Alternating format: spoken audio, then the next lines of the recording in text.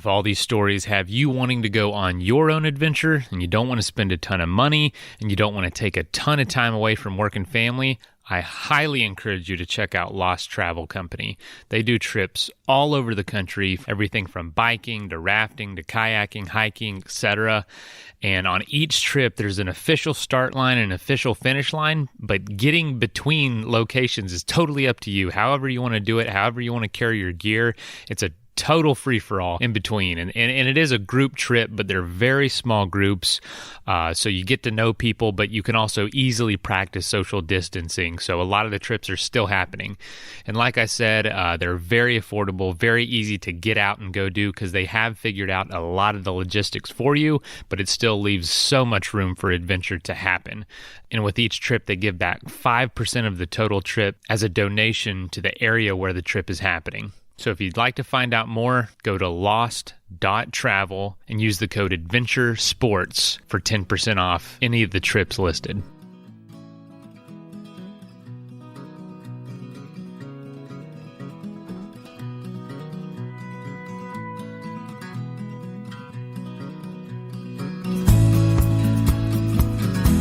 This is the Adventure Sports Podcast, where we hear stories of adventure from every corner of the planet. We interview all sorts of folks who are using their sport to explore the world around them and give you the inspiration you need to get out there and have some fun.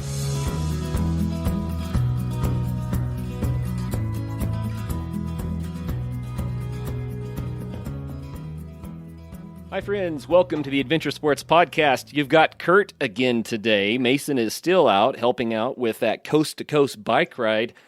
And so it is me. This is not a rerun. And I'm excited to have Brian Lazar with us. Now, Brian Lazar is the Deputy Director of the Colorado Avalanche Information Center, which is an amazing resource for being able to get into the backcountry safely. I'm going to say it that way. I'm going to read his bio, so you know who he is and what he's done. He's got extensive background in avalanche safety. But here we go. Brian has been working in the field of snow and avalanches for the last couple of decades. He began backcountry skiing in Colorado as a college student and later as a mountain guide and as an avalanche educator, curriculum developer, and as a former executive director with the American Institute for Avalanche Research and Education, and a member of the American Avalanche Association Education Committee. After a decade or so of guiding and teaching in a variety of snow climates on both sides of the equator, Brian returned to graduate school where he earned a MS in engineering studying snow and ice mechanics in Alaska's Chugach and conducting research at the Institute of Arctic and Alpine Research. He worked for many years as a consultant in the ski industry, investigating snowpack runoff and potential changes to seasonal snowpacks as a result of climate change. Brian has been doing the deputy director of the CAIC since 2010. In the summers, you can find Brian complaining about the heat, planning his next trip to the snow, and trying to keep up with his wife, Michelle, on mountain bikes. Cool. Brian, welcome to the program. Man, that was a mouthful. Yeah, well, thanks for having me. And I'm getting to the point now now I'm trying to keep up with my kids as well, so. Oh, no. Dude. Yeah. Just getting dropped all over the place. Well, my sons have been mountain biking and for years now, and people that have been on the show know this about me, so I'm going to go ahead and say it. They started racing with NICA. So I used to have to wait for them, and I was teaching them, and I felt all studly, I'm the man. And now my youngest son is a junior in high school, and he would be racing junior varsity this year if the NICA races were happening, but because of COVID, they're not. But that point being, 3 sons, they've all been racing for years and years and years, and trying to keep up with them is just brutal. I feel my age, and it's a real head game. So I don't envy your position, but at the same time, I really do, because it's so much fun to ride with your kids, right? It is. It's great. So, the towing strap will, which we used to use for our little ones, will soon be on my bike. I'm going to have to do that. I tell you, it gets tough. One thing I would encourage people to do when your kids get to be better than you, and it's going to happen, and you should celebrate it. Start using something like Strava so that you can see what your actual performance is. don't grade your performance based on what your kids are doing, because they're going to make you feel like you're getting really, really old. But the truth is, I keep getting faster and stronger, but they're just getting faster and stronger way faster than I am. It's a good thing. You wouldn't want it any other way. No, absolutely not. So, Brian, how fun it must be to have a career based around things you love. And skiing has been a big deal for you. Tell us about that. Yeah, I mean, I was, drawn to the mountains from the time I was, a little kid. And, I grew up skiing, and doing outside activities, but, was really kind of drawn to the backcountry, when I came out to Colorado in college. So around 18, I kind of figured out, you could kind of chart your own course, chart your own track, and have the freedom of the hills, so to speak, that the backcountry offered. So that was always really attractive to me. This is early, so a different era back then. So there weren't as many people in the backcountry, and we were traveling around on either, old, not great, Raymer type bindings, or, a lot of us were on 3-pin cable, leather boot, telemark setups. Right. But what drew me to the backcountry then is still what, draws me out there today. Well, what is the magic that draws you out there today?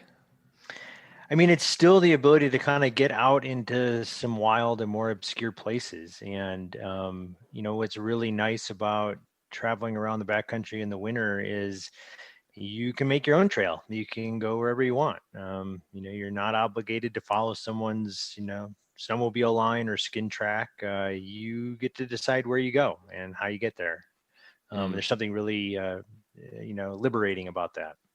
Oh man, I love it. One of my favorite things is just how quiet it can be. Yeah, no, absolutely. It's it's not as quiet as it used to be, but you may have to go more obscure or go farther or go at different times to kind of find the solitude, but it's still there. So the backcountry has gotten a lot busier, which makes it a little bit more risky, I would say, because you have to worry about the people above you, not just what you're doing. But that said, how much busier is it? Do you have any feel for that? I mean, we have a feel for it. That's a good way of putting it. We have a feel for it. We've got anecdotal observations. We don't have as much in the way of hard data as we would like. The simple answer is, we don't really know how many people are in the backcountry. There are some places that have data on, a number of people at trailheads, for example, but those are pretty few and far between. You can look at other kind of surrogate metrics like increase in sales and backcountry equipment, beacons and shovels and probes and backcountry ski equipment. You can look at things like snowmobile registrations, to all try and ascertain, how many people are in the backcountry. But you wouldn't talk to anyone out there who has not observed more people in the backcountry than there used to be. And that's pretty much everywhere. So the shorter answer is there's more people in the backcountry. There's a lot more than there used to be.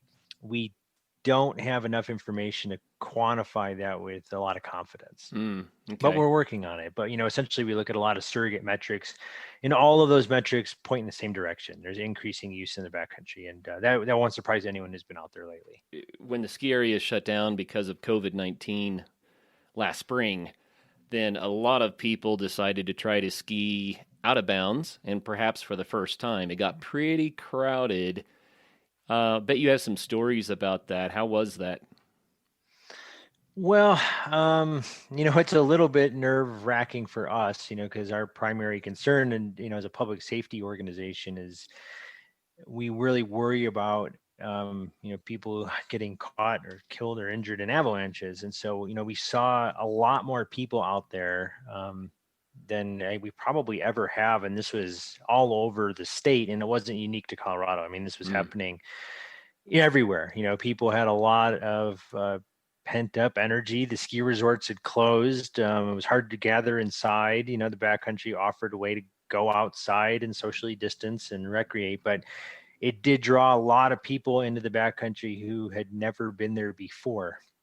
And, so from our perspective, we are concerned that, there's people out there who aren't aware of the risks of traveling in the backcountry. So it's not for us to judge or tell people, what risks they should take or what they shouldn't, but we want them to have the information so that they can at least make informed decisions and know what skills they need to kind of safely travel in backcountry winter environment. I think in Colorado there's general awareness, and the reason is because the local news likes to report it when someone dies in an avalanche, right? It happens. Yeah. I worry more about people that are from out of state that may have not seen that news.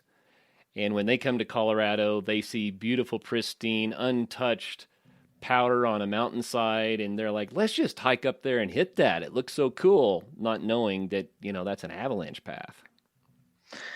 Yeah, I mean, and I can relate to that mindset. It's not that much different than I was at 18 years old when I came out and saw these untouched slopes for the first time. And fortunately lived through the learning curve of realizing that avalanches are a very real natural hazard, and in some ways, that hazard and risk is no more pronounced than in a continental snow climate like Colorado. So we both have a combination of a snowpack that's generally conducive to producing avalanches. And plus we've got, a lot of easily accessible mountains in close proximity to large population centers. And so, that combination just increases your exposure. You just have more people being exposed to avalanche terrain in the backcountry in a snowpack and a snow climate that is, quite capable of producing avalanches. And so, that combination is somewhat worrisome, but, despite like the trends we talked about in,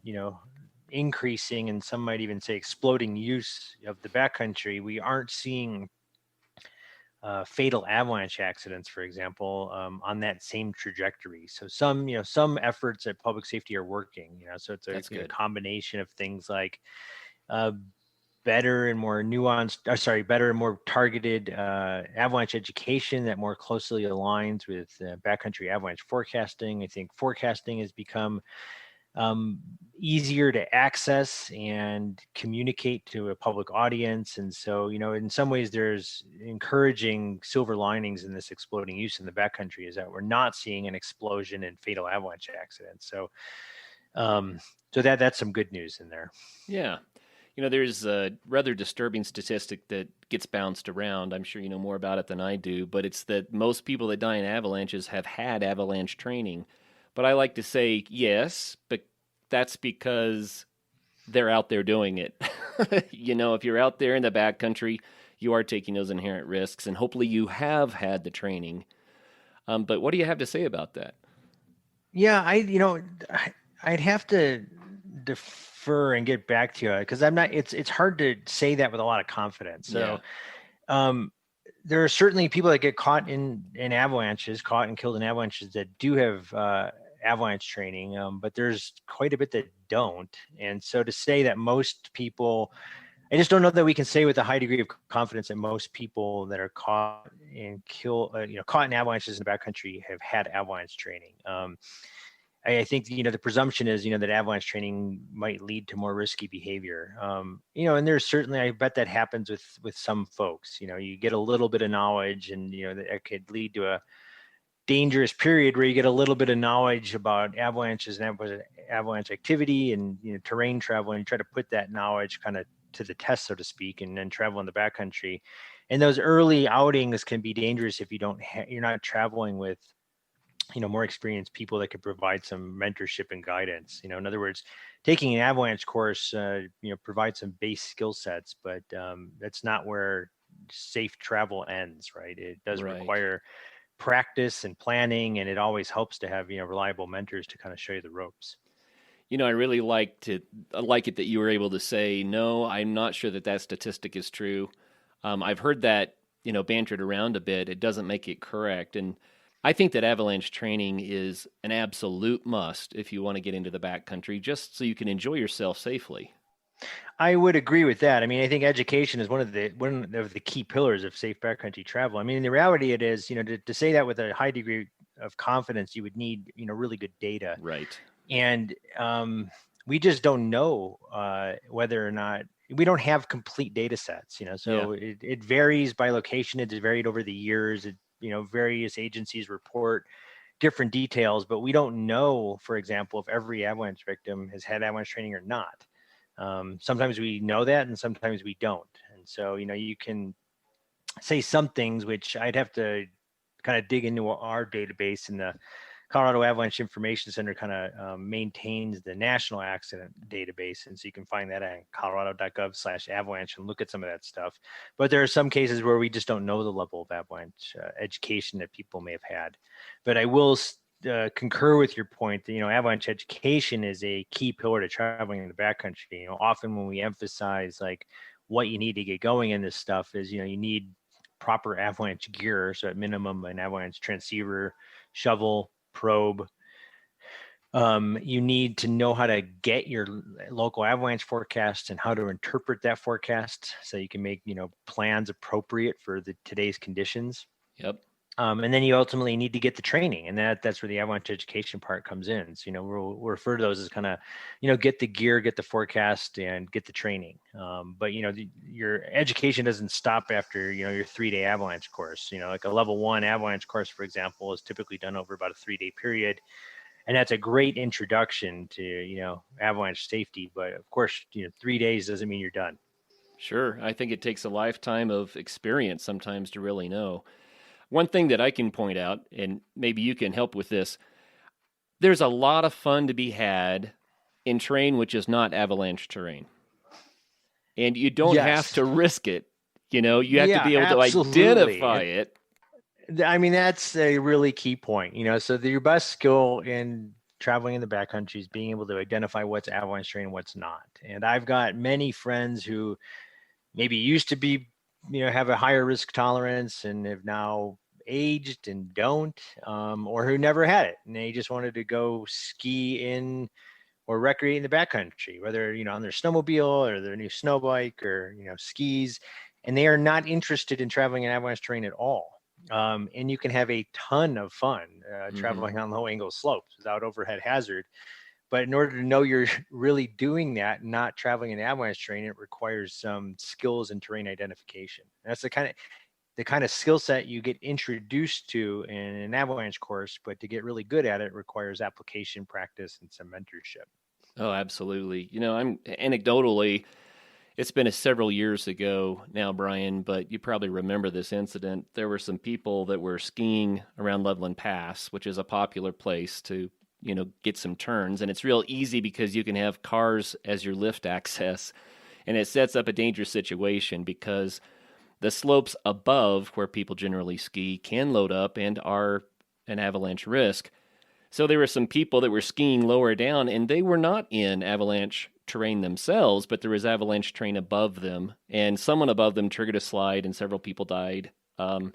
That's the kind of thing you wouldn't think about necessarily unless you've had the training to realize it's not just where I am, it's what's above me that I may not even be able to see. Yeah, no, it's a really good point. So you have to really be aware of overhead hazard. And that can, mean both naturally occurring avalanches. It could be stuff as simple as rock fall. But as the backcountry becomes more crowded out there, we have to worry about what other people are doing above us. And so you need to really be cognizant. I think one of a good ethic in the backcountry is, do not expose people to avalanche hazard or any hazard really without their knowledge and consent. And so, it's really, if you're down below, you may not know who's traveling above you or what they're doing with the terrain. But, for the people that are traveling above, it's really incumbent on them to not expose elements at risk, which could be roadways or it could be people below them, without, people's knowledge and consent. Everyone has seen the scenario where the 5-year-old kid runs up to a steep hill or a cliff and picks up a rock to throw it down. And dad runs up and says, "Wait, you don't know who's down there. You might hit somebody." Yeah, exactly. It's the same thing. It's the same thing. We just have to be aware. Well, sometimes when we start talking about avalanche safety, I think it gets to be a scary conversation and people are like, well, why would you even try? So let's rewind a little bit. What's so glorious about the backcountry that makes it worthwhile to get back there? I mean, what do you love about skiing in the backcountry? We touched on it a little bit, but maybe you have a story about an outing that was just magical for you. Oh man, I've been doing this for 25 years now. I have tons of them. I mean, it's great. I mean, ultimately, at the end of the day, as I get older, it used to be, when I was younger, about kind of, I don't know, shredding some new line or skiing something really steep and scary, or ski mountaineering, or, getting that uncut line of powder. And as I've gotten older, it's just really all about skiing good snow with good people. That's still what draws me into the backcountry. So, who I go with and what I do is more about having a good time with good people and coming home safely. And that, I can't say that's where I was 20 years ago. Yep.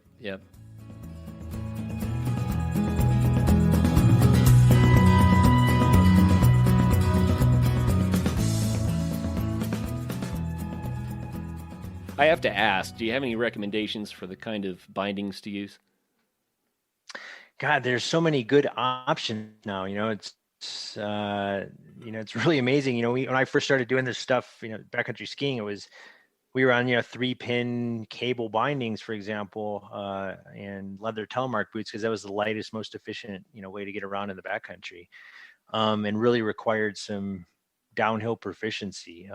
These were skinny, long skis and floppy boots, and that kept a lot of people out of the backcountry. The gear has come light years, from where that was, 20, 25 years ago, and which is great. It's opened up the backcountry to a lot of people. You've got fat skis and light boots and tech bindings, and so most competent skiers now can travel around in the backcountry and ski. Which has its pros and cons, but in terms of gear now, there's like all these tech bindings have become so light that most people abandoned telemark skiing in the backcountry, because the telemark gear is now generally heavier than the Alpine touring gear, and the Alpine touring gear has the added safety benefit of being able to release in the event of an avalanche, and if you do get caught in an avalanche, you want your skis to come off, so you stay more buoyant and moving flow. So, it used to be you had a handful of options in terms of tech binding and boots, but like everyone's gotten into the game. Even the big mainstream kind of ski manufacturers that you might associate with traditional Alpine, downhill stuff, are moving into backcountry equipment, because there's just more and more people doing it. There's a bigger market there than ever, so it's drawn everyone into the game. So there's a ton to choose from. So what gear you like now, often comes down to personal preference. So here's a question. I just kind of go generic on it. There's always a battle between how light the bindings are versus how well they perform. And I think that there's a happy medium, but I think in general, probably most of the bindings out there perform well enough you don't have to worry about it too much. But on that light versus heavy and performance, spectrum, where do you fall? I generally fall towards the light end, but I like but I'm not on like ski race bindings, for example. I'm not on these ultra light bindings. My skis, get a fair bit of mileage on them, a lot for work. And so I like things like, multiple levels of heel lift that I can choose from, right? Easy ins and outs, that kind of thing. So I generally go for, I'm not in the beefiest bindings by any stretch, but I'm not on the race bindings. I'm kind of somewhere towards that lighter end. But I really do enjoy, going downhill after you've done a bunch of work. So I will trend towards a slightly, fatter, heavier ski. I'm not out there trying to race. I'm not on, ski-mo gear. Right. I think, when an Alpine skier first looks at Alpine touring gear and they see some of these bindings look so minimal, it's like, is that can even hold me on the skis? Yeah, and I can understand that. For most people, most of the time, the answer is like yes. If you're a 220-pound guy who really charges and likes to, huck 20 and 30-foot cliffs, you need to probably go to the beefier end of that kind of stuff. But you'd be amazed at what how well tech bindings really perform for the vast majority of people in the vast majority of situations. Cool. Well, I'm going to bring up one more gear-related subject, and we won't spend a lot of time on it, but the listeners probably know by now, since I've done a couple of shows, I've started a new company called Pod Divvy, and PodDivvy provides advertising for podcasters. And so if you're interested in working with me to get some ad revenue, just go to poddivvy.com. But I was talking to an advertiser yesterday about water filtration in the backcountry. And so I wanted to bring that up. I assume that you've done overnight trips. You like to have a good water supply when you're in the backcountry. Do you primarily try to melt snow, or do you find water sources that you pump? How do you take care of water? Kind of really depends on the situation. A lot of I was an Alpine climber for, a long, long time, and was a mountain guide for many, many years. And so I was, been on numerous kind of expedition type trips. And the water source really depends whether or not you can find open water in the winter. Depends a lot on where you are. Traditionally, we've relied on melting snow for water supply and winter backcountry trips. So that means you have to have lots of fuel to do that. And it's kind of laborious. It takes a lot of fuel to melt snow. Yeah, it takes a lot of fuel to melt snow, but you're not going anywhere without water. Yep. So, the stoves have gotten lighter, they burn pretty well now. Fuel always depends on where you're at. We can get fairly clean burning fuel in a lot of places in North America that, might not be the case in, parts of the developing world where fuel just may burn dirtier and you got to clean your stove more often. But, typically relied on kind of melting snow, and you just got to carry enough fuel to do it. The filtration stuff, or treating water has gotten easier to do over the years too. You're not dealing with just typically pumping filters anymore, or iodine pills, which were your options, let's say 20 or 30 years ago. But you've got things like UV pens, and you've got really basic like water bottle filters that you can just fill up and press, and their physical filtration, and it's gotten pretty easy to filter water. So I carry small little filters around there just in my backpack, and if you find open water, you can fill things up pretty quick. Well, this advertiser I was talking to is Grail, and their system is where you dip a cup in the water or let it fill with an overflow. It's nice because you can collect water that's just moving very, very slowly. And then the filter presses down through the cup, and then there's an inner catch that gets the water. And I took it backpacking just a couple of weekends ago. And the amazing part is how fast it is, because I'm used to having to sit down and pump and pump and pump and pump and pump, to try to get water. And in this thing, 8 seconds does, I don't know what it was, 20 something ounces. I don't know. It was quick. Yeah, I mean, like the number of options that have popped up over the last couple of decades is pretty awesome. Things have gotten lighter, easier to pack, easier to use. I wanted to ask you specifically about the problem with water filters freezing up. And so you don't want a water filter to freeze repeatedly because you can damage the filtration. But do you have any tricks for keeping a filter warm? Or is that one of the reasons why you just say I melt snow? It's typically why I melt snow. If you're out in the backcountry and, below freezing temperatures for, days and nights, multiple days and nights, having to worry about not letting something freeze is just another issue. And there's really no good way to do it. If you're putting something in your backpack and traveling around in below zero temperatures, the only way to prevent something from really freezing is to, put it next to your body inside your jacket. So you have to think about how many things you want to be wearing next to your body inside your jacket. Yeah. So let's get back to avalanche safety. But I think the water filter thing is one example of something you might want to consider taking into the backcountry that you would never need at a ski resort. And there are a lot of things like that. You already mentioned the probe, the shovel, and the beacon, right? So how do these things help you in the backcountry? What other things do you think people should consider when they go into the backcountry that they don't have to think about at the ski resort? The avalanche transceiver and the shovel and the probe are rescue equipment. So this is stuff you need to carry with you that in the event something goes wrong and someone gets caught in an avalanche, there's no ski patrol there available for you. The amount of time someone has if they're buried in the snow to be extricated alive, is on the order of minutes. So you are your best chance. You're the rescue. So if you get caught in an avalanche, you're relying on your partners to find you and dig you out and extricate you. And so you have to be able to do that, fairly rapidly and right on scene.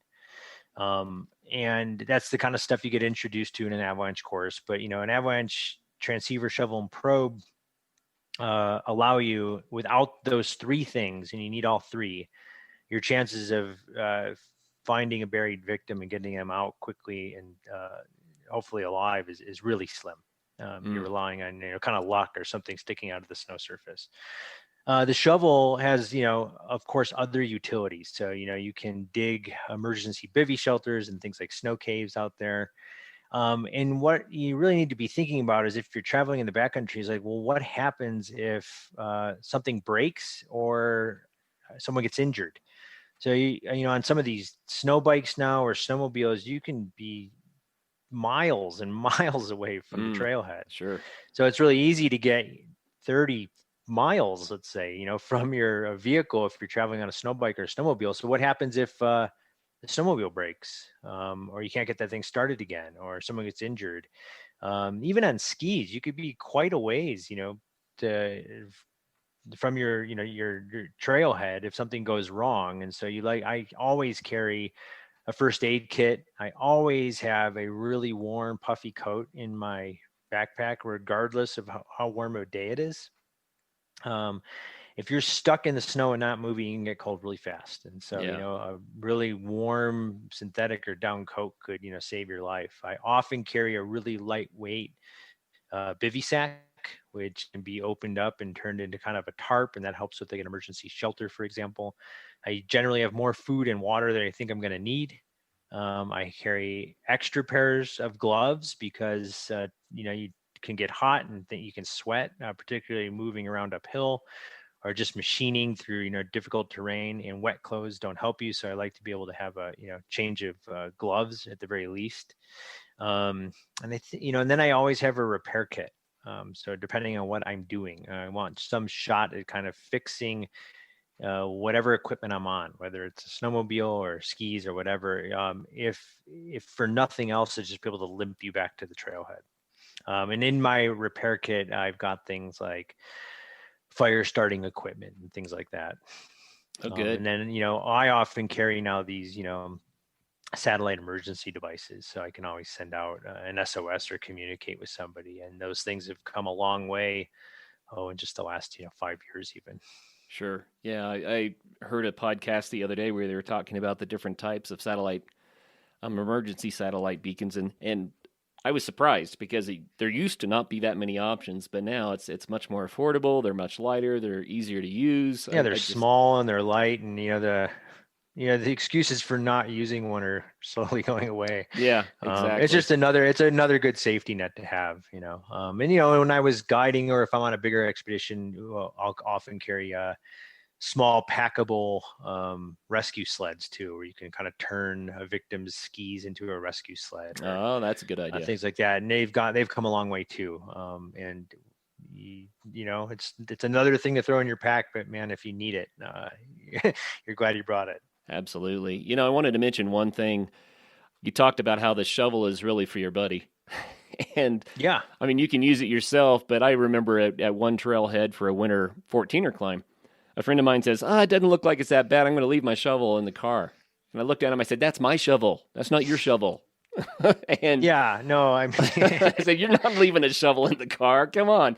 I don't know that people often that's get that's a good segue into kind of who you travel with in the backcountry. So, I really emphasize and really rely on traveling with folks who have a same risk tolerance and mental model for how the day is going to go, and what risk tolerance they're ready to accept. And I travel with people that we're all on the same team. We have a shared vision.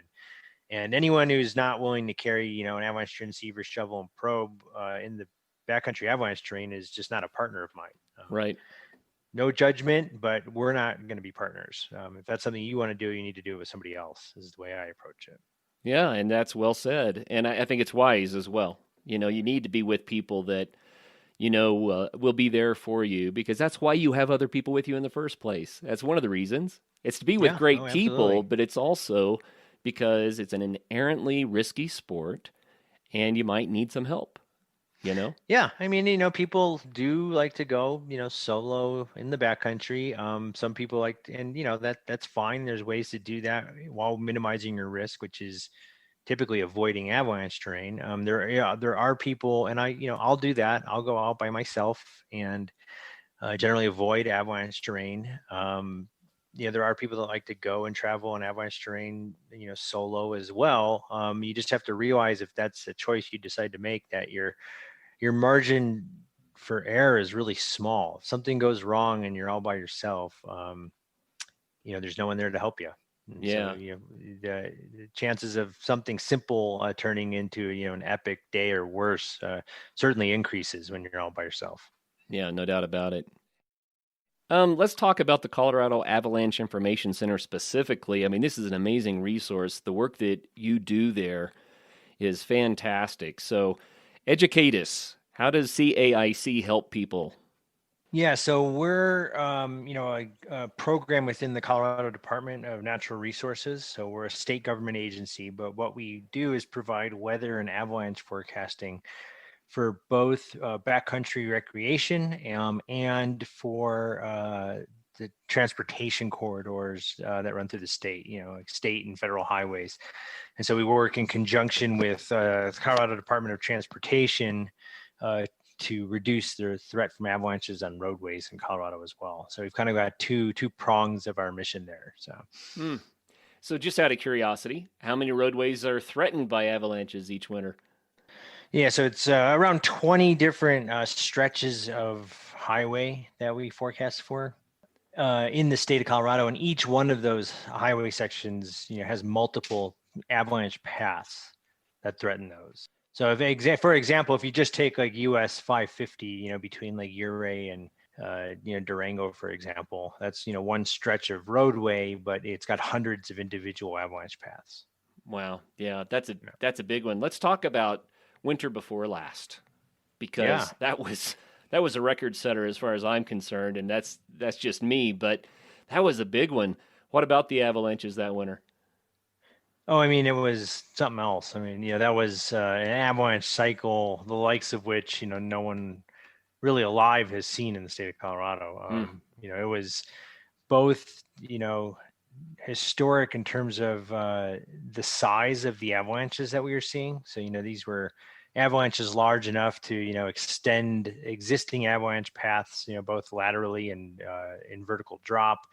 And in some cases, clear out paths that may have never run in the past. So it was not only just the size of avalanches that we saw, taking out thousands of acres of mature timber, but the spatial extent of it as well. So, did impact most mountain ranges in Colorado. So just the size and the spatial extent of it was, an historic avalanche cycle, once in a career type thing. Yeah, it was huge. Driving around Colorado now, I see where the avalanches have come through and the vast piles of timber.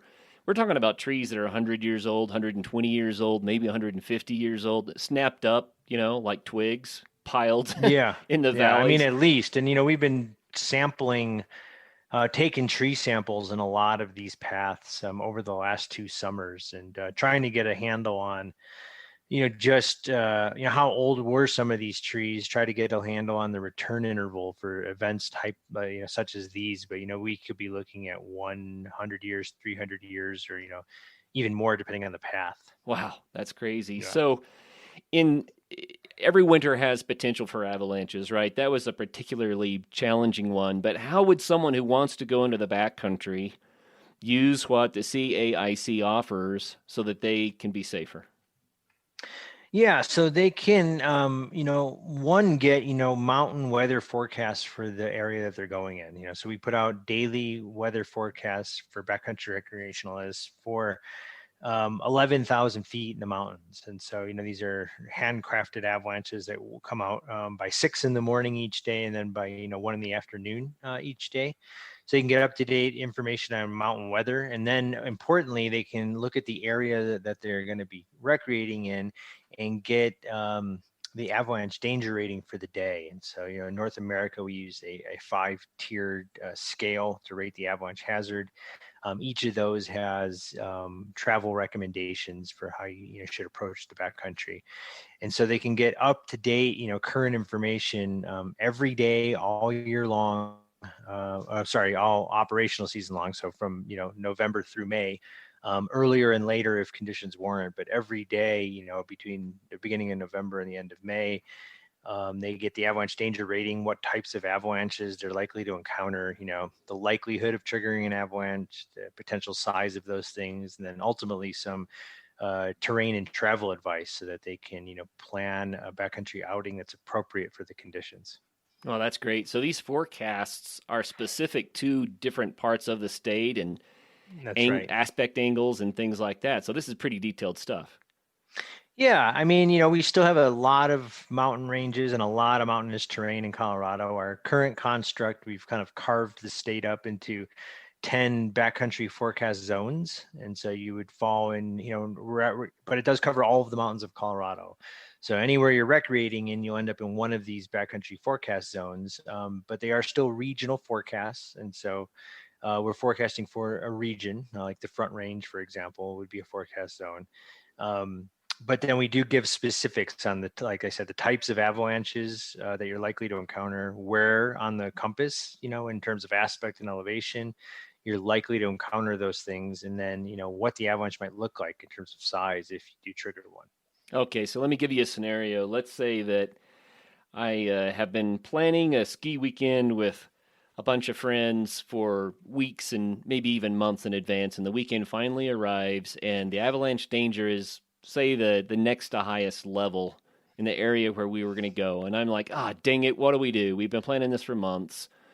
How can I use your website and your services to figure out how to save the weekend? Yeah. Well, I mean, the scenario you just painted out here, so it's a 5-tiered scale. 5 is extreme avalanche conditions. So that's like conditions that we had during the midst of that avalanche cycle last March.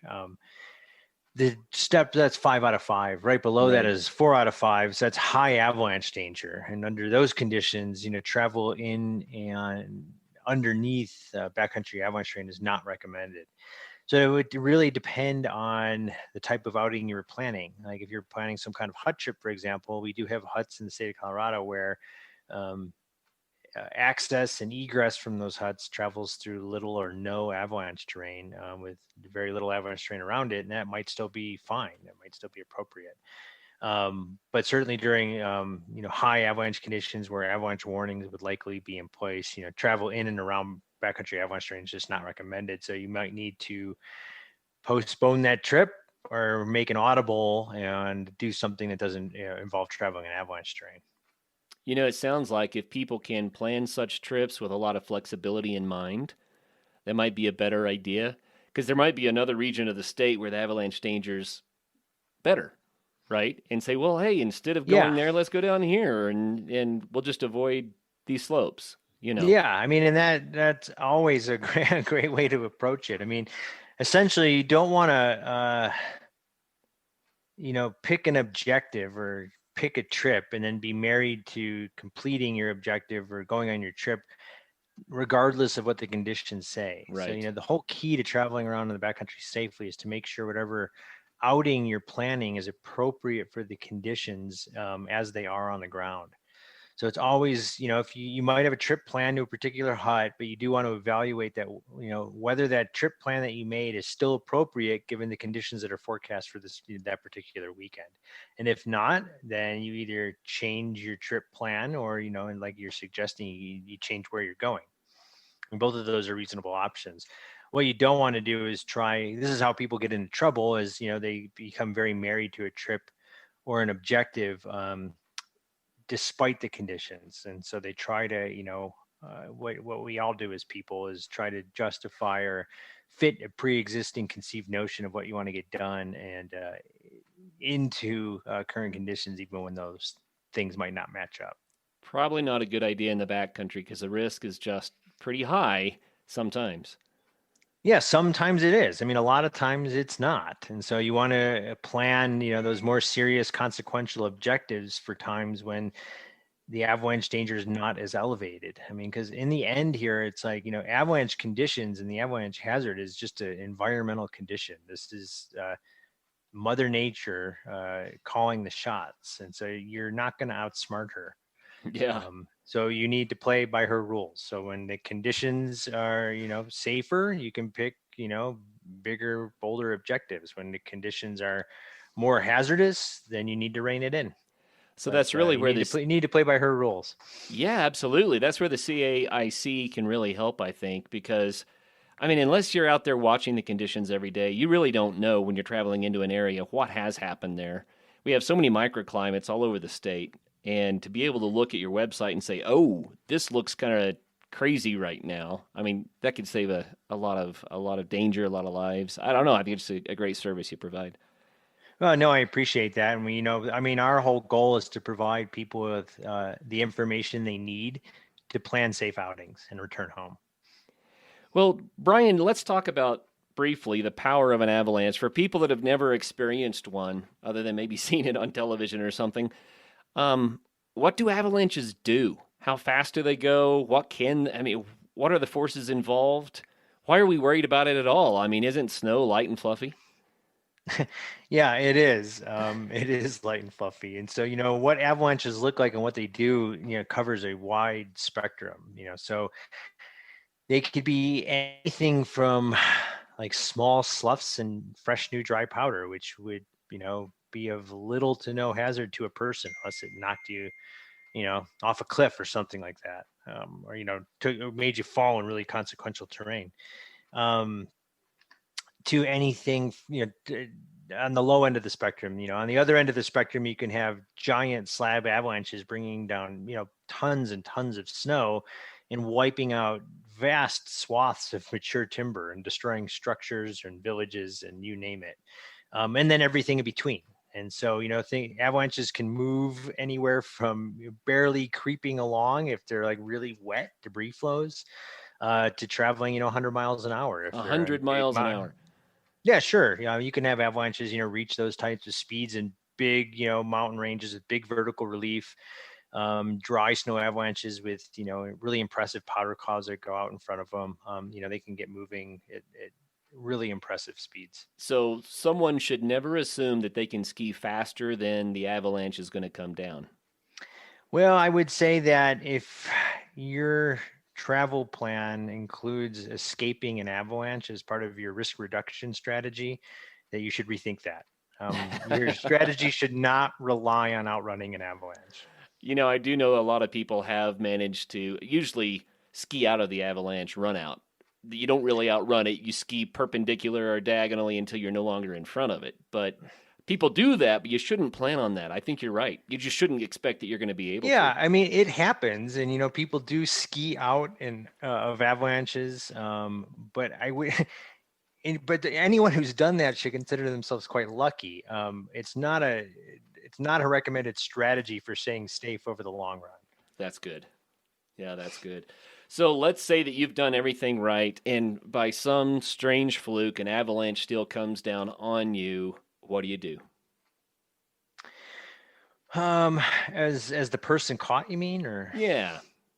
Well, so if something goes wrong, and you get caught in an avalanche, the first thing you need to do is essentially make your partners aware that what's going on. So you need to yell, avalanche, make sure that your partners are watching you. At which point then you want to try and get out of the moving debris by any means necessary. So that might include gunning your machine and trying to get out of the moving avalanche debris. It might include, skiing perpendicular to the moving avalanche debris and trying to get off of the moving slab or out from the debris. If that fails and you get caught up in the debris and you start going for the ride, you're really fighting to kind of stay on the surface. And if you can claw and swim your way out of the moving debris, that's always better. Essentially, this is the time to, use a ton of energy and try and fight to stay on top of the moving debris and get out of it if you can. If that fails and you're going for the ride and you're caught up in the moving debris and you get buried, at that point it's largely out of your hands. And so, if you can get anything above the snow surface, like sticking a hand or a foot above the snow before the debris settles, that will make you much easier to locate and find for your partners. But if you get encased and buried in the snow, at that point you're kind of stuck. You're not able to dig yourself out, and you have a limited supply of air before you start to kind of poison that air with your just exhaling CO2. And so you kind of want to try and stay as calm as possible, which is much easier said than done. But screaming and yelling and hyperventilating is not helpful. So you kind of need to wait and be as calm as possible and hope that your companions know what they're doing to find you. It's not a good place to be. So like if this paints a really scary scenario, it's because it is. People have been rescued from avalanches and it happens. But you really just don't want to get caught in these things in the first place. If you get caught in an avalanche, something has obviously gone wrong. And so people are saved from these things and rescued successfully, but of course, sometimes they're not.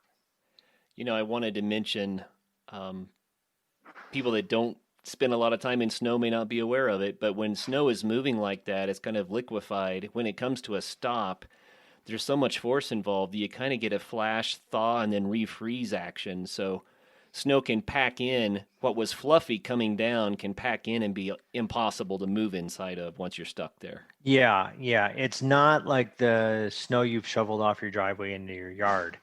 So what happens is the snow's been moving, downhill for some distance at some rate of speed, but it's enough to generate some heat as that happens. And so you get essentially, a little bit of liquid water in the moving avalanche debris. And as soon as that stuff comes to a stop, it essentially freezes solid. And so you're encased. So you can be buried under as little as, a foot or two of snow and be unable to stand up or move that snow. You really are encased as if it were concrete in most situations. Every avalanche is different. There are stories, of course, where the snow is not set up quite that hard and people are able to stand up or punch out or get themselves out. But oftentimes they are very much entombed in the snow and really unable to move. Well, thank you for painting that picture for us. I think people really need to know how bad it can be.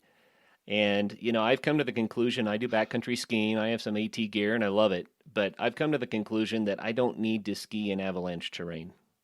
Yeah, and you're not alone. And I've got a lot of friends who just aren't interested in skiing avalanche terrain. They just want to go out and have some fun on low angle slopes, and that's great. And it's one thing to look at these avalanches that might make the movies, that are huge destructive events, but like a lot of the avalanches that bury and kill people are not highlight reel film. There's small avalanches in bad places. Yep, that happens. Definitely happens. So where can people go, Brian, to get the information that you're talking about that the CAIC offers, or what about other states too? Yeah, so fortunately, there's like one central stop where you can look at a map interface and click on Avalanche Forecasts for kind of wherever you're going. In the United States, it would be avalanche.org. Okay. And in Canada, it's avalanche.ca. Avalanche.org and avalanche.ca. And then that will punch you through to the Colorado website specifically, I guess? No, that will take you to the American Avalanche Association website, but there's a map interface there. And then if you clicked on any of the locations within Colorado, it will take you to the Colorado Avalanche Information Center. Then similarly, if you clicked on, an area you're going to in Washington State, for example, would take you to the Northwest Avalanche Center. Same thing in Utah, that kind of thing. All right. Well, that's fantastic, and it's a great resource. Man, I am so glad that you and the team that you have there are doing what you're doing. It is such a valuable resource. Is there another way that people can help? Well, they can always help by, supporting their local avalanche center. One thing is, we have only so many forecasters in and around the field, and there's only so many kind of avalanche professionals out there. So every avalanche center benefits from more information. And so if you're out in the backcountry, please share what you're seeing with your local avalanche center. They all have ways to submit observations and communicate information, but the more eyes on the ground we have, the better forecasts that we can put out. So I would really encourage people to treat this as a community effort and not only be a passive receiver of avalanche information, but participate. The more we work on this together, the better forecasts that we can produce. And all avalanche centers, love donations. None of them are flush with tons of cash, and so if you believe in your Avalanche Center, recreate in the backcountry, support your Avalanche Center, both with observations, but also with your pocketbook if you can. Well, that's awesome. Brian, thanks so much for what you do, and thank you for taking the time to come on the Adventure Sports Podcast. It's almost September, and people are starting to think about what skis are going to get for the season and looking for the storms to start stacking up. I mean, we're in the midst of it already, so I think it's timely, and I really appreciate the time that you spent with us today, so thanks. Oh, my pleasure. Thanks so much for having me. Oh, you bet. And everyone out there, have fun in the backcountry. That's one thing I love about the CAIC is they don't say stay out, they say stay safe. And they help you to do that. So have fun in the backcountry, but be safe first. And remember until the next show to make sure that whatever it is that you're doing, do something. Get out there and have some fun. First of all, thank you so much for listening. It means the world to us that you choose to listen to the show. If you'd like to help us further, you can leave a review on iTunes, share us with your friends, your family. It goes a long way to grow in the show. You can also support us financially through patreon.com/adventuresportspodcast. Link is in the show notes. And also, if you have an idea of who could be a good guest for the show, we're always looking for people to tell their story about the outdoors or adventure. So if you know someone, please reach out. Email us at info@adventuresportspodcast.com. And until then, get out there and have some fun.